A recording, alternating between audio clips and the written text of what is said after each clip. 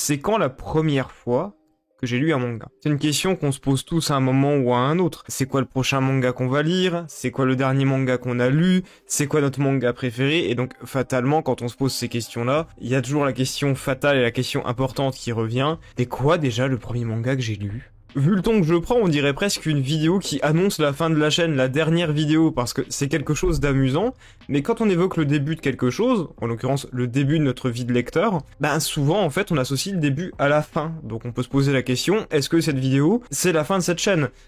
Pas du tout, rassurez-vous, hein, je pense qu'on est encore loin de la fin des activités, ou en tout cas, je l'espère. Il n'empêche que cette question, je me la suis reposée assez récemment. C'était quoi le premier manga que j'ai eu entre mes mains? C'est quoi le premier manga que j'ai lu? C'était quoi, mais aussi c'était quand? Le tout premier manga, le tout premier anime que j'ai lu ou au moins suivi. Est-ce que les épisodes de Pokémon que je regardais de temps en temps avec ma sœur vers 4-5 ans à la télé, ça compte? Est-ce que la première fois que j'ai vu Princesse Mononoke à 6 ans, et oui c'est beaucoup trop jeune, ça compte aussi? Même si c'est là mon premier souvenir vraiment marquant vis-à-vis de la Japanimation, c'est un film d'animation, donc... Est-ce que c'est pas légèrement différent? Ouais, je sais, on tourne pas mal autour du pot, alors que la réponse, je la connais très bien. Mais faut bien chercher d'où est-ce que ça vient, tout ça. Pour moi, là où ça commence à importer, et surtout là où ça commence à être vraiment intéressant, c'est quand on regarde le premier manga qu'on a eu entre nos mains. Le premier manga qu'on a lu. Et le voilà. Ouais, alors vous pouvez voir que les pages sont un peu jaunes.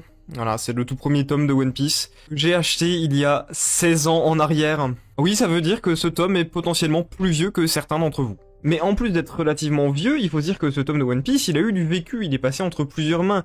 Les mains de mon meilleur ami, les mains de ma mère, même ma sœur quand elle a voulu s'y essayer. Ce manga, il a du vécu, et c'est pour ça que j'aime beaucoup avoir des formats papier et des livres entre les mains, parce que, les livres, ça se partage. Je l'avais déjà cité en vidéo, mais François Mauriac disait « Dis-moi ce que tu lis, je te dirai qui tu es ». Et n'en déplaise à certains politiques français, pensant qu'il s'agit d'une sous-culture, pensant qu'il ne s'agit que de violences débilitantes et aliénantes, je tiens à rappeler que le terme sous-culture ne veut absolument rien dire et à mes yeux n'existe même pas. Même après 16 ans de lecture de différents mangas, j'ai jamais rien trouvé d'abétissant dans ces derniers. Violence parfois, choc à d'autres moments, j'ai ri, j'ai été attristé, j'ai été frustré, c'est des années de vie et des centaines d'œuvres qui y sont passées. Rien que là, vous voyez mon profil MyAnimeList, il y a pas loin de 133 entrées différentes. Rien que dans la catégorie manga. Donc c'est sans compter les animes originaux n'ayant donc pas de manga associé, sans compter mes oublis, parce qu'il y en a sans doute, sans compter le fait que ce n'est pas mis à jour, donc il y a pas mal de mangas que j'ai juste pas rajouté encore, et c'est sans compter les mangas qui sont tout simplement absents de leur base de données. Et après tout ce temps et tous ces mangas lus, qu'est-ce que j'ai appris? Qu'est-ce qu'on a appris? Qu'est-ce que c'était que le message? Qu'est-ce que l'auteur, et les auteurs en général, essayaient de nous dire? Comment je peux savoir ce qu'ils vous ont appris à vous? Sachant qu'il y a encore tant d'œuvres qu'on n'a pas lues, qui nous sont inconnues, tant de vécus différents qui font que, même en lisant les mêmes œuvres, on n'apprendra pas les mêmes choses, ou en tout cas pas de la même manière.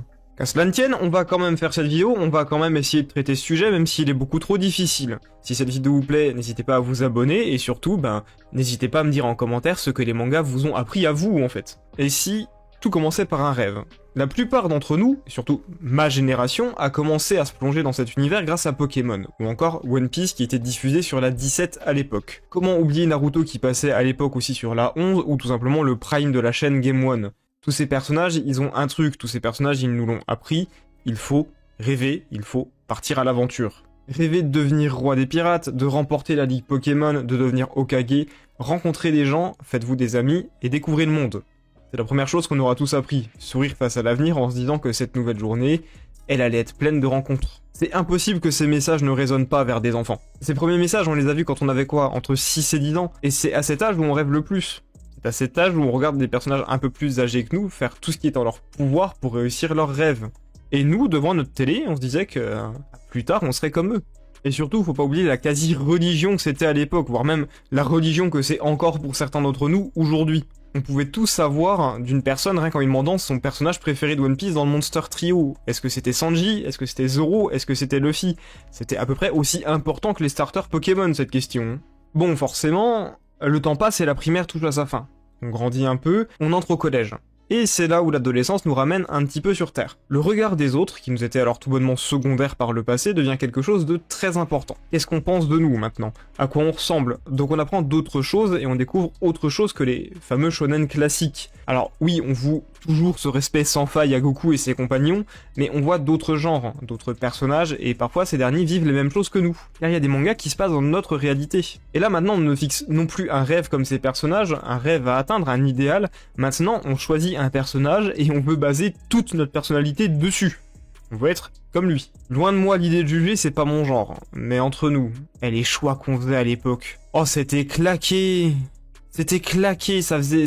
Sur un adulte de 25 ans, ça peut se comprendre, mais nous, on avait 14 ans, c'était quoi notre vécu? Non, parce que bon, les objectifs et les personnages qu'on visait, c'était des personnages un peu sombres, mystérieux, avec un lourd passé. On voulait être Zoro, on voulait être Itachi, et on n'avait rien d'eux. On n'avait rien en commun avec ces mecs-là, rien du tout. On était genoux, on faisait juste notre DM de maths. C'est tout. Ouais, donc là, vous allez peut-être mal le prendre et me dire, ok, Bébélius, tu fais le malin, c'était qui ton modèle, toi? À 13 ans, j'avais découvert GTO. Et donc moi, mon seul objectif et mon seul rêve, le seul personnage que je kiffais et que je voulais être à l'époque, c'était Onizuka. Parce que le mec était juste trop cool, trop stylé, il avait trop confiance en lui. C'est tout. C'est fou de dire que je suis plus vieux qu'Onizuka d'ailleurs maintenant.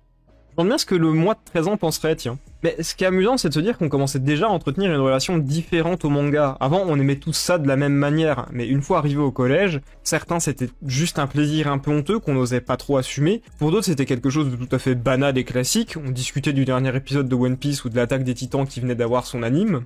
Oui, je sais, pour certains d'entre vous, je suis vieux. La première saison de SNK, c'était il y a plus de 10 ans et j'étais déjà au collège. Pour d'autres encore, et c'était mon cas, c'était un réconfort. Quand on n'avait pas le quotidien le plus fantasque, le plus facile, ou tout simplement un quotidien vraiment juste plaisant, c'était une forme d'échappatoire. Voir les personnages s'en sortir et se relever sans cesse, ça nous faisait les admirer pour une nouvelle raison. On admirait non plus leurs rêves et leur détermination, on admirait aussi leur courage.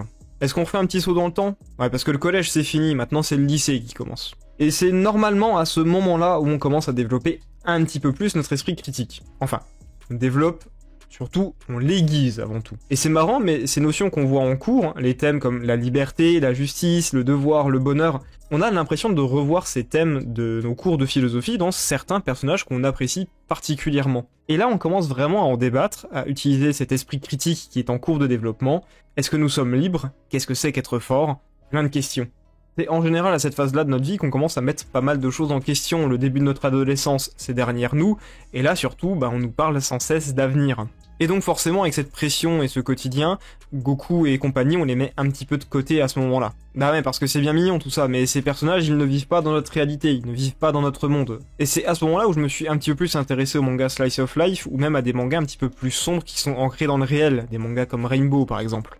Ou même parfois des mangas qui sont beaucoup plus calmes et qui sont beaucoup plus bonne ambiance, genre Kaguya-sama, Yotsuba ou Nichijou. C'est des petites tranches de vie, parfois qui ne font aucun sens, mais on commence à tout le temps y trouver un petit message. Que ça soit sur la vie avec les gens autour de nous, sur la manière dont on veut gérer nos vies, sur le fait de prendre son courage à deux mains pour faire le grand saut en avant, quelle empreinte on veut laisser dans ce monde aussi, quels sont nos objectifs. Et c'est là où on se retourne, nous en disant on a vu tout ça. Mais dans One Piece, il s'est passé 3 mois. Luffy a commencé à suivre ses aventures, on avait 10 ans de moins que lui. Et maintenant, on a son âge. Eh ouais, bienvenue dans le monde adulte. Bon, en vrai, ça fait que 6 ans que je suis dedans, parce que bon, on va considérer le début du monde adulte aux alentours de 18 ans, là je vais sur mes 24. Arrêtez de me traiter de vieux, pitié.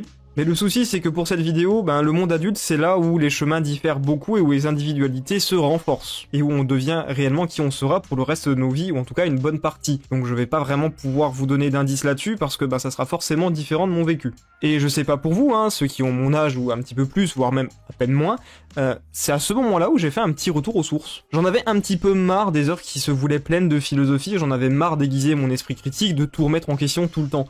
Je voulais retourner aux bases et revoir les mangas comme je les voyais à l'époque. Un divertissement qui me faisait rêver. C'est comme ça que Valkyrie Apocalypse est devenu mon manga préféré. C'est cliché, c'est parfois très niais, voire même incompréhensible et tiré par les cheveux, mais ces personnages ils m'ont fait me rappeler et ressentir ce que je vivais sur ce canapé quand j'avais 8 ans. Il y a maintenant 16 ans en arrière. Ouais, ça met une petite claque de nostalgie quand tu tombes dessus. Faut pas croire que j'ai posé mon cerveau de côté non plus, je continue de réfléchir au message des œuvres, à ce qu'elles veulent dire, enfin je veux dire, vous voyez toutes les théories sur la chaîne et toutes les analyses de personnages, c'est juste que maintenant, mes horizons sont un petit peu élargis. Je prends juste les œuvres comme elles viennent, parfois je vais apprécier les personnages, leurs messages, ce qu'ils pensent tout simplement, ou l'écriture, et d'autres fois je vais juste regarder une planche et me dire que c'est vachement beau et je vais pas chercher plus loin. Et surtout à chaque fois je me dis qu'est-ce que je vais apprendre et voir la prochaine fois. Est-ce que vous avez appris que le monde était difficile mais pourtant capable d'espoir via Poun Poun, que la liberté et l'acceptation sont le but ultime grâce à One Piece, que même un raté à force d'effort peut renverser le destin avec Naruto? Cuisine, amitié, relations, futur, travail, il y a tellement de choses que les mangas nous ont appris. Je devrais faire encore 30 minutes de vidéo et j'apprendrai encore des choses après cette dernière. Voyez-la comme une balise. Merci à ce qu'ils nous ont appris, avec l'espoir et l'assurance de vous apprendre également de nouvelles choses bientôt. C'était Béléus, et je vous dis salut à tous.